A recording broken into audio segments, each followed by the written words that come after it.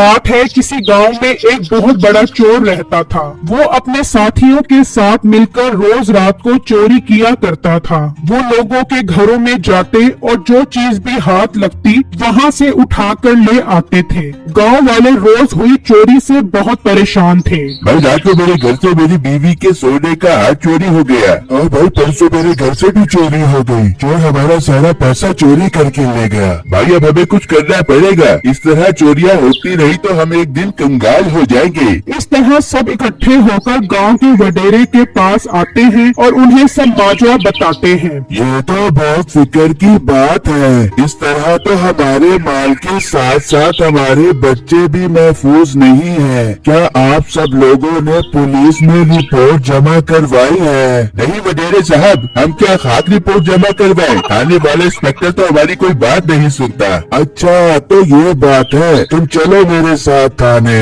फिर गांव वाले सब थाने पहुंच जाते हैं। उस वक्त थाने में मीठे नामी पुलिस इंस्पेक्टर की ड्यूटी होती है। बहुत अच्छा किया आप लोगों ने जो यहाँ आ गए। मीठे की पकड़ से आज तक कोई मुजरिम नहीं बचा। अरे इंस्पेक्टर साहब बस करो, अभी तक आपसे चोर तो पकड़े नहीं गए तो बचेंगे कहाँ से? नहीं, शायद आप लोगों को मेरी काबिलियत का इल्म नहीं है। जो डॉन 12 मुल्कों की पकड़ में नहीं आ रहा था, मैंने उसे पकड़वाया है। अरे वाह इंस्पेक्टर साहब, ये तो हमारी खुशनसीबी है जो हम आप जैसे ऑफिसर के साथ काम कर रहे हैं। जी हाँ, मुझे बराक ओबामा का फोन आया था कि मीठे बेटा हमारे मुल्क में आओ, हमारे पुलिस को चोर पकड़ने की ट्रेनिंग दो और हम आपके खाने पीने और रिहाइश का सारा खर्चा उठाएंगे। अरे वाह साहब, फिर आपने क्या कहा? मैंने कहा बराक ओबामा, मेरी मामा नहीं मानेगी, मैं अपनी मामा की आंखों का तारा हूँ। फिर बराक ओबामा अंकल फोन पर जोर जोर से रोने लग गए और मैंने उन्हें रोता छोड़कर मोबाइल फोन बंद कर दिया। इंस्पेक्टर साहब इतनी लंबी लंबी ना छोड़ो, आप चोर को पकड़ो, उसने नाक में बहुत दम किया हुआ है। उस्ताद चावलों का दम तो सुना है, ये नाक का दम पहली बार सुन रहा हो। मुंशी ये वो दम है जो यकदम होता है। खैर आप सब लोग जाएं, हम जल्द उसे पकड़ लेंगे। बस फिर वो वहाँ से चले जाते हैं तो मुंशी कहता है, बेटा उस्ताद लोगों को बहुत शक हो गया है, अब कुछ करना पड़ेगा। कुछ तो हम बाद में करेंगे। मुझे तो इस बात का गुस्सा है कि कल उन्होंने सोने का हार चोरी किया और मुझे मेरा हिस्सा अभी तक नहीं पहुंचाया। साहब मुझे तो लगता है वो सारा माल खुद ही घपट करने के चक्करों में है। मीठा इंस्पेक्टर ऐसा नहीं होने देगा, तू गाड़ी निकाल, उनके पास चलते हैं। फिर वो दोनों गाड़ी में बैठकर उस चोर के अड्डे पर पहुंचते हैं। हाँ बेटे, खैर से आए हो? दादा साहब बहुत अफसोस की बात है, कल रात आपने सोने का हार चोरी किया और मुझे मेरा हिस्सा अभी तक नहीं भेजा। बेटे तुझे तेरा हिस्सा कब नहीं मिला? हार बेचेगी तो तेरा हिस्सा तुझे पहुंचा देंगे ना। ओए यार, मैं तो ऐसे ही खामखा में परेशान हो रहा था। अच्छा राणा साहब, आप लोग अभी कुछ दिन चोरी न करो, लोगों को शक हो गया है। आज पूरे गांव वाले आए थे थाने में, बहुत गुस्से में थे। बेटे अबे ये बातें न सीखा, चोरी नहीं करेंगे तो खाएंगे कहाँ से? और तू एक काम कर, किसी भी गांव के लड़के को पकड़ के जेल में डाल दे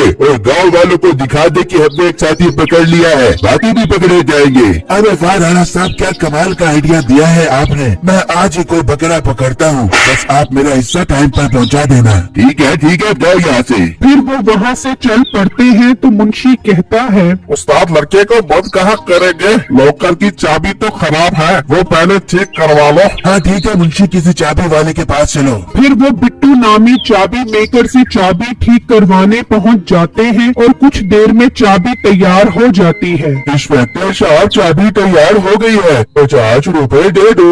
क्या 50 रुपए? तुझे अकल है कि नहीं? पुलिस से पैसे मांगता है। मुंशी डाल इसे गाड़ी में, इसे थाने लेकर चलते हैं। भाई साहब ऐसा मत करे, मैं बहुत गरीब इंसान हूँ, मेरे घर में सिर्फ और सिर्फ मेरी माँ है और हमारा कोई कमाने वाला नहीं है। फिर तो और अच्छी बात है, तेरे ऊपर चोरी का पर्चा देना ज्यादा आसान होगा। फिर वो उसे गाड़ी में बिठाकर अपने साथ ले चलते हैं। बिट्टू उनकी बहुत मिन्नत करता है लेकिन वो उसकी एक बात नहीं सुनते और जेल में बंद कर देते हैं। जब ये बात बिट्टू की माँ को पता चलती है तो वो रोती हुई पुलिस के पास पहुंच जाती है। इंस्पेक्टर साहब आपने मेरे बेटे को क्यों बंद कर दिया है? इसका क्या कसूर है? अम्मा जरा आराम से, तेरा बेटा कोई मासूम नहीं है, रोज रात को लोगों के घरों से चोरियां करता है। इंस्पेक्टर साहब आपको कोई गलतफहमी हो गई होगी, मेरा बेटा तो चाबियों का काम करता है। इंस्पेक्टर साहब इसे छोड़ दो। अम्मा बस कर, हमें सब पता है, दिन में चाबी और रात को लोगों के घरों से चोरियां करता है। अभी जान पुलिस इंस्पेक्टर झूठ बोल रहा है। और चुप कर वरना अंदर आकर तुझे लिट्टन लगाऊंगा। मुझे तो बस गाँव वालों को बुला कि हमने चोर पकड़ लिया है। ठीक है उस्ताद, अभी लेकर आता हूँ। फिर वो बिट्टू की माँ को बाहर निकाल देते हैं और मुंशी सब गांव वालों को ले आता है। अच्छा, तो ये रात को हमारे घरों से चोरियां करता है। हाँ, यही चोरियां करता है। देखा नहीं चोरी का माल खा खा कर इसका पेट कितना मोटा हुआ है। बिट्टू उन सबको यकीन दिलाने की बहुत कोशिश करता है, लेकिन कोई उसकी बात का यकीन नहीं करते और वहाँ से चले जाते हैं। रात होती है तो बिट्टू की माँ रो रो कर अल्लाह से दुआएं करती है। वहाँ थाने में पुलिस वाला बैठा होता है कि उसी चोर का फोन आता है और वो रात को वडेरे के घर चोरी करने का प्लान मीठे को बताते हैं। बिट्टू उनकी सारी बातें सुन लेता है। अच्छा, तो ये चोरों के साथ मिला हुआ है। और चाबी मेकर, मैं आज तेरे साथ रहूंगा। कहीं तू जेल का ताला ही ना खोल ले, कल हम तुझे बड़ी जेल में मुंतकिल कर देंगे। फिर मीठा बिट्टू के पास बैठ जाता है और कुछ देर बाद उसे नींद आ जाती है। तो अचानक मीठे की जेब से चाबी बाहर निकलती है। बिट्टू वो चाबी निकालता है और जेल खोल लेता है और जल्दी से वडेरे के घर जाता है और उसे सारी बातें बताता है।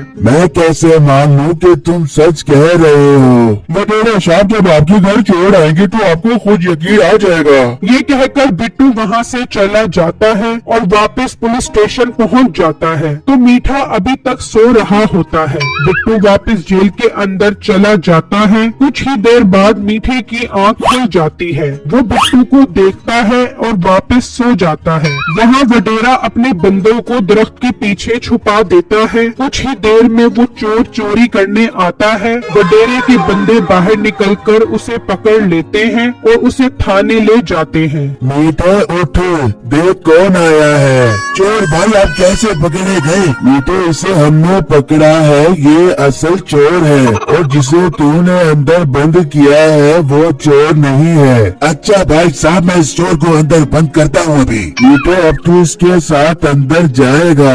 मैंने SHO से बात कर ली है। तू आज से जॉब से फारिग हुआ। फिर वो बिट्टू को निकाल कर मीठे की खूब दुर्गत बनाते हैं।